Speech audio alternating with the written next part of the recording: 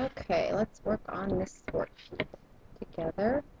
Practice law of detachment and syllogism. Got number 1 with an asterisk next to it.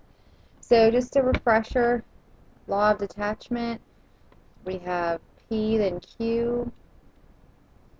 We have introduce P again, and then we can conclude that Q is true. That's detachment. Syllogism, we have P, then Q. They both start off that way.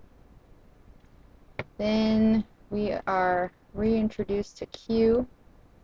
Make that a better looking S. We are reintroduced to Q, and then a whole brand new idea is brought up, which we call R. Middle terms go away, and we conclude that P, then R is also true. Okay, number 1.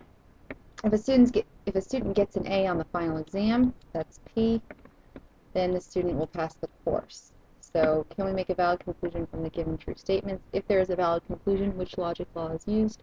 So we have to identify symbolically what each of these are to see if it's going to meet any of these logic laws. Felicia got an A on her history final exam. So that is a student, Felicia, getting an A on their final exam. So that's P. So we have P then Q, P.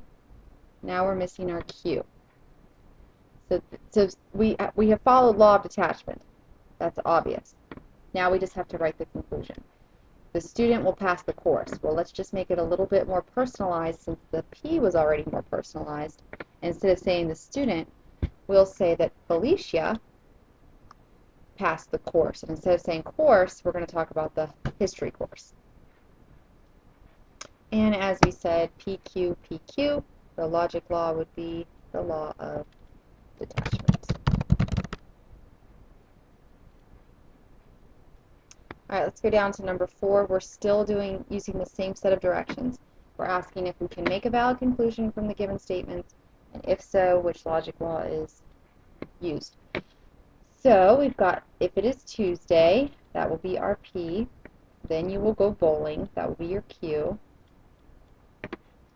Then it says you go bowling. Well, that's great, but you going bowling falls out of sequence. If this were going to be the law of detachment, then this right here should have been P. So as you can see, we don't have P then Q and then P. We have P then Q and then Q, which doesn't follow any of our logic laws.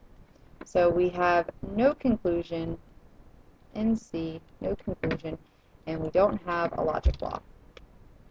All right, we're going to scroll all the way down to number 8. That one has an asterisk next to it, and it says if an animal is a fish, then it lives in water. So we've got an animal that is a fish. That's our P. Then it lives in the water. That's our Q. Dolphins live in the water. That's a Q. P then Q. Once again, we have a Q. So that does not follow any of our logic laws. So we have no conclusion, and we have no law. All right, let's go down to number 10.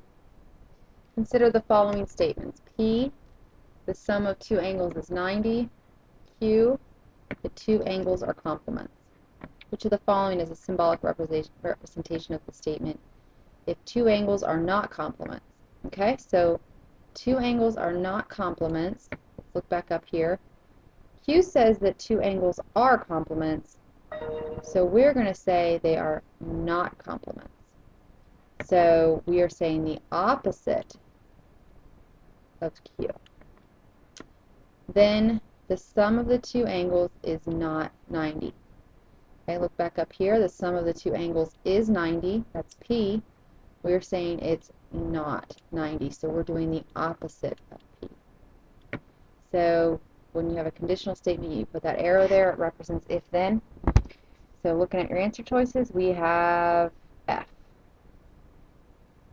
And what we've done here, just to refresh your memory, is we've actually taken the contrapositive of our original conditional. If our original conditional is P then Q, we flipped it, Q then P, and negated it, so that's our contrapositive.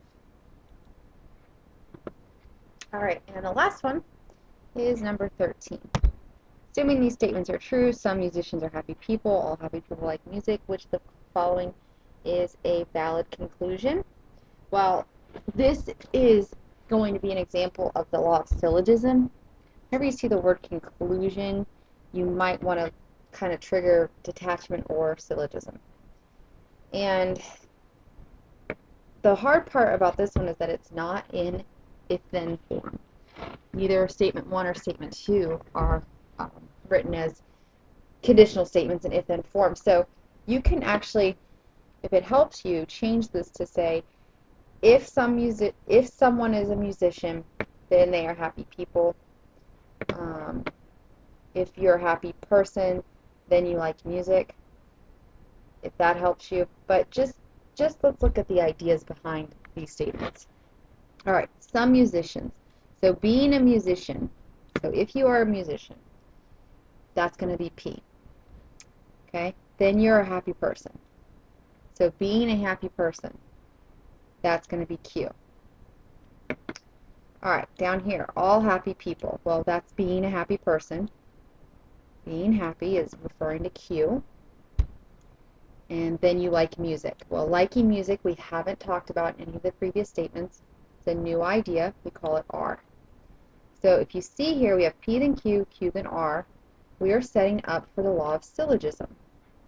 Remember, when the two Q's are back to back, we just cross them out, and we're left with our P and our R.